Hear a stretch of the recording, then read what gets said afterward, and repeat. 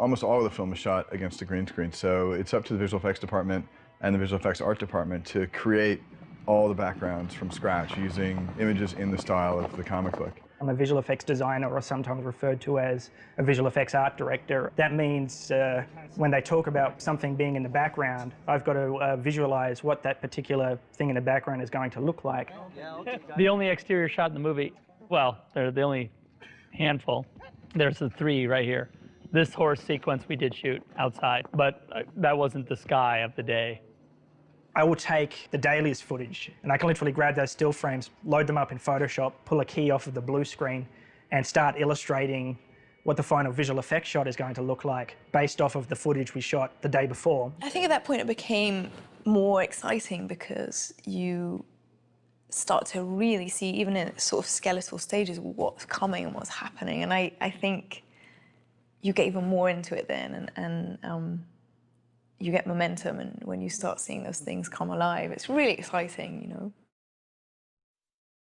Usually in a movie, you're trying to figure out what the look is going to be, or you're trying to get into the vision of the director or the project. Frank Miller, you know, in his book, it was so clear what the look was, and Zach was going off of that. So it's kind of like that work was done for me. So in a way that was easy, but how do you interpret, you know, a book into 3 dimensions, or how do you make print come alive in film? The lighting in this movie is really basically, it's trying to do 2 things. It's trying to simulate the look of the comic book and give us a nice even base of lighting from which we can do the crush. One of the things that I think is really overlooked, but I think really evident in 300 is that when you blow out a highlight, if you did that in a real photograph, the sky would be white. And that's not what happens in 300. The highlights are blown up, but the sky still has detail.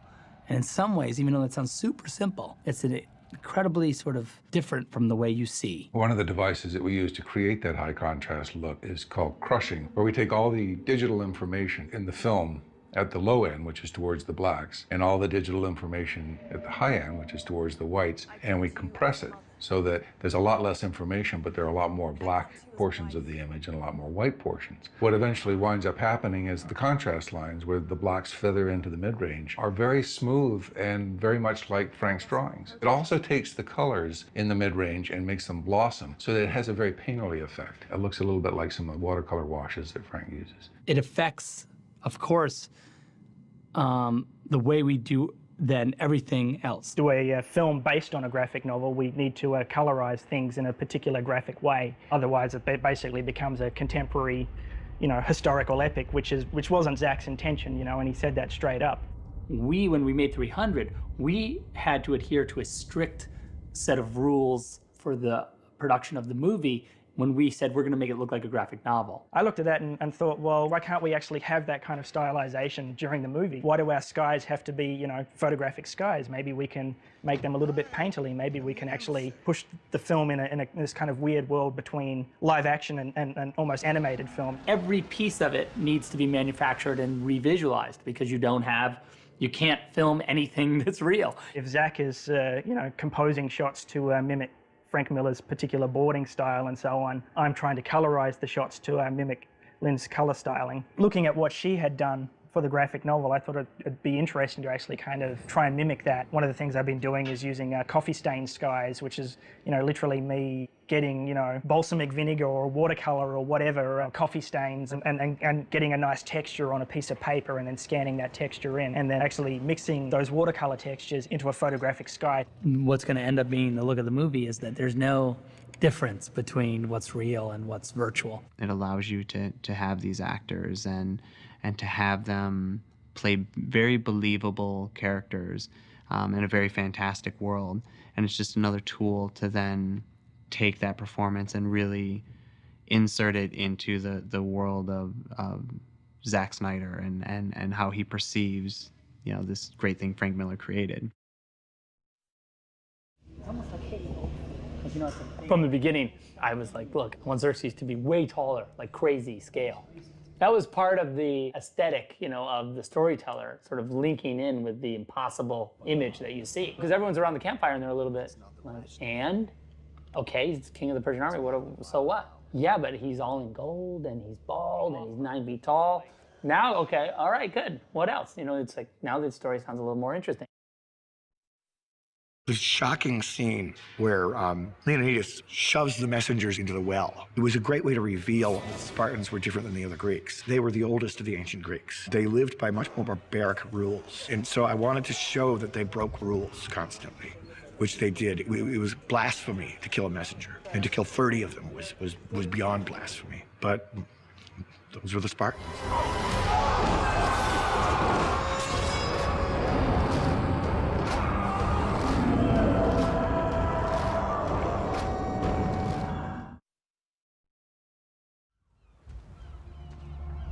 I think of any movie I've done, this has the highest number of difficult shots. In terms of the visual effects elements that we shot 8,631 visual effects elements. It's my record. Let me guess. You must be Xerxes.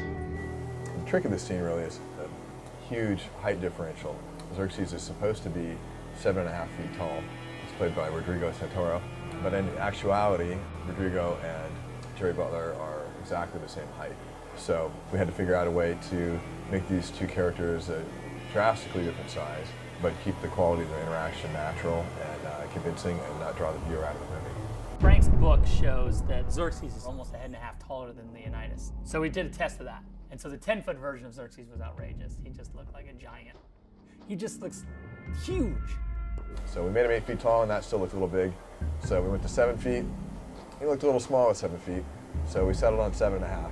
We totally had to come down to 7.5 feet from 10 feet because of the ridiculousness of 10 feet. 7.5 feet tall for two actors that are the exact same size, it just shows how over the top Xerxes is too. Everything about him is over the top, so scale is also. Let us reason together. Some of the work we did just in camera.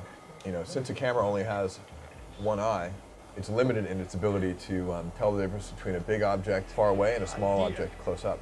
Leonidas was shot with one camera, and Xerxes was shot with another camera. The camera that shot Xerxes was using the same perspective that it would have if it shot him normally. It was just a little bit closer. When they were acting, Rodrigo had this teeny little Jerry that he had to put his hands on, a little Jerry head stuck on the thing. Jerry Butler, on the other hand, had to look over the top of Rodrigo's head because he was looking at something that was supposed to be taller than Rodrigo really was. We would put a laser sometimes on the green screen, way back. And so those were the two tricks we kind of used to scale them.